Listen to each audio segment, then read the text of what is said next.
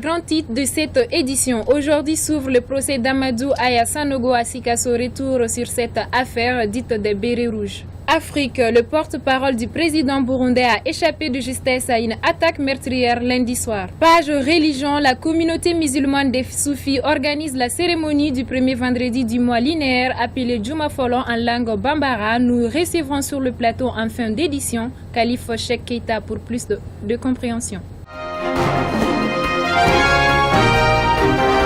Mesdames, Messieurs, bonsoir et bienvenue à toutes et à tous.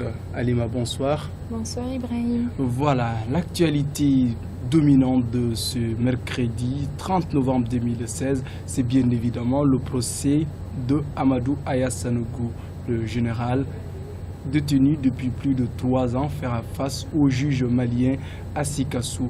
Retour sur ce procès en détail. Le 22 mars 2012, plusieurs officiers opèrent un coup d'État qui renverse le régime d'Amadou Toumani Touré, ATT. À leur tête, les Maliens découvrent Amadou Aya Sanogo, capitaine de l'armée âgé de 39 ans. Entre le 30 avril et le 1er mai 2012, 21 militaires maliens bérets rouges, tous des parachutistes, disparaissent après avoir été arrêtés par des militaires bérets verts. Ils sont accusés par leurs frères d'armes, devenus leurs ennemis, d'être du nombre du commando qui a voulu renverser leur régime, le CNRDRE. Plusieurs mois plus tard, leurs corps sont retrouvés dans une fosse commune à Diago, non loin de Bamako. La justice malienne ouvre une enquête. Sanogo et 17 co-accusés, dont un ancien ministre de la Défense et un ancien chef d'état-major de l'armée malienne, sont arrêtés. Ils sont inculpés de complicité d'assassinat, enlèvement et séquestration.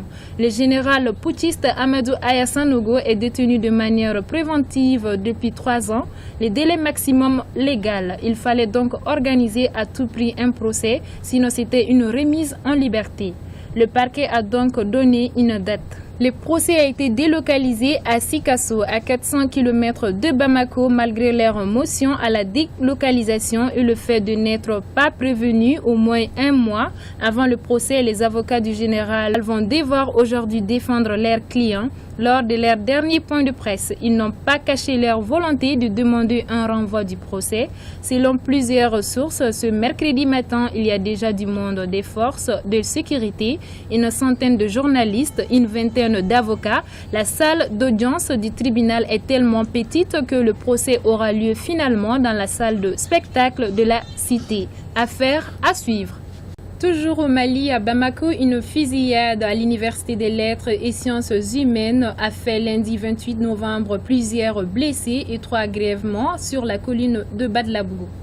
Tout est parti d'une question de fric. Le deal consiste pour les comités AM de prendre avec les étudiants une somme allant de 2500 à 5000 francs pour bien se placer dans les rangs d'inscription. Les comités AM des facultés de l'Université des sciences juridiques et politiques veulent leur part dans le deal du comité AM de l'Université des lettres et sciences humaines. Face au refus de ce dernier, les comités AM de l'USJPB ont lancé un assaut contre ceux de la ULSH. Des coups de feu ont été tirés de 2 camps. Le bilan est de plusieurs blessés, 3 graves dont une femme de ménage. Une balle a frôlé son sein droit. Elle est encore aujourd'hui aux soins à l'hôpital Gabriel Touré. Sa vie ne serait pas en danger si on en croit à la plume de notre confrère de Delta News. La police a procédé à des interpellations et l'enquête poursuit son cours. Ouvrons la partie africaine de cette édition. Nous démarrons par la Côte d'Ivoire. Un banal contrôle de routine a tourné au drame. 4 morts dans le nord-est de ce pays. D'après le représentant de l'une des communautés qui s'est rendu sur place mercredi, un militaire s'était posté à un carrefour à la sortie du village de Néamou, au nord de la Côte d'Ivoire. Il contrôlait des motos en séjour de marché. Il aurait refusé de s'arrêter, suivi d'une altercation. Le militaire fâcheux dégaine et tire sur les 2 jeunes. Ils sont morts sur le coup. Le militaire se serait ensuite rendu dans le centre de santé. Accompagné de gendarmes et un représailles des villageois, s'en sont pris à eux. 2 gendarmes auraient alors été tués, lynchés par les hommes en colère. Restons toujours en Afrique. Le porte-parole du président burundais a échappé de justesse à une attaque meurtrière lundi soir.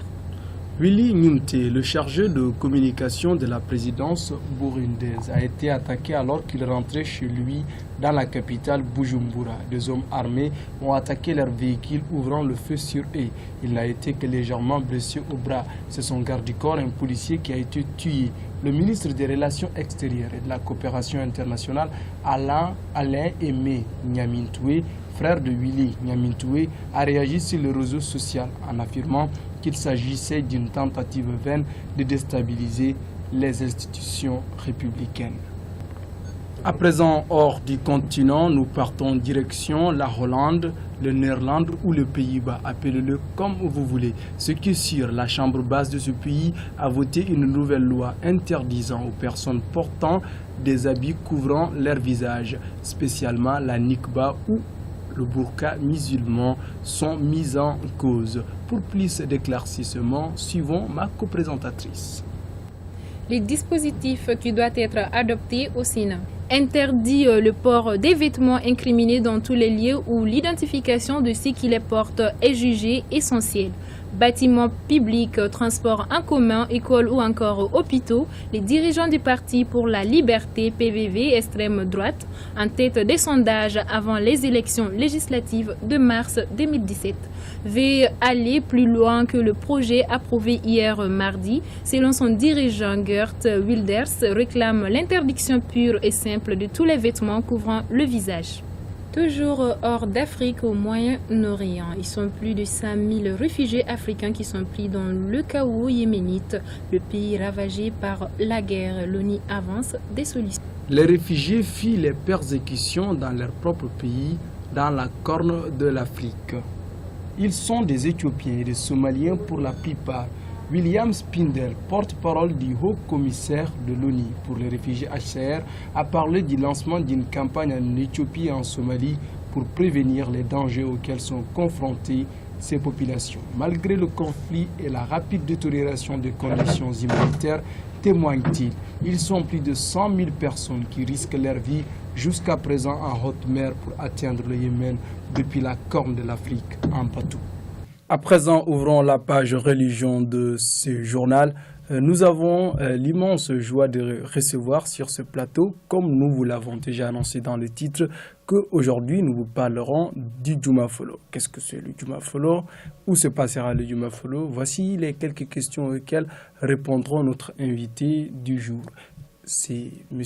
Khalif Cheikh Keita, directeur de la télévision Anwar, et Soufi, et très grand Soufi. Monsieur, bonsoir. Bonsoir. Bienvenue sur notre plateau. La première question, c'est qu'est-ce que c'est le Juma Follow? Ok, tout d'abord, je remercie tous les téléspectateurs de la TV Anwar.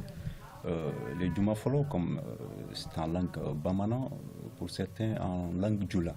Le Juma Follow, c'est une cérémonie d'invocation du mois lunaire, n'est-ce pas, instaurée par le guide suprême de la communauté musulmane des Soufis du Mali, la personne d'El Hadj Khalif Cheikh Soufi Bilal. Donc pendant chaque premier vendredi du mois lunaire, n'est-ce pas, donc après les prières de 16h, il donne l'autorisation, n'est-ce pas, voilà, par sa voix, donc de donner l'autorisation de faire des invocations après juste la prière de 16h. Ces invocations sont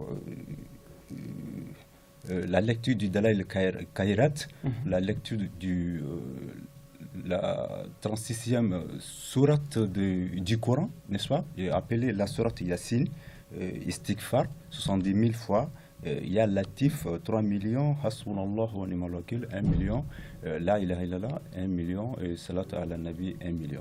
Donc, toutes ces invocations sont terminées, s'achèvent avec, n'est-ce pas, les doigts, la bénédiction des 7 grands imams ou 7 grands, n'est-ce pas, voilà, prêcheurs, tout en étant face à l'Est, Inch'Allah. Voilà, nous avons appris voilà, que ce Juma Follow est spécial. Ouais. Qu'est-ce qui le rend si spécial?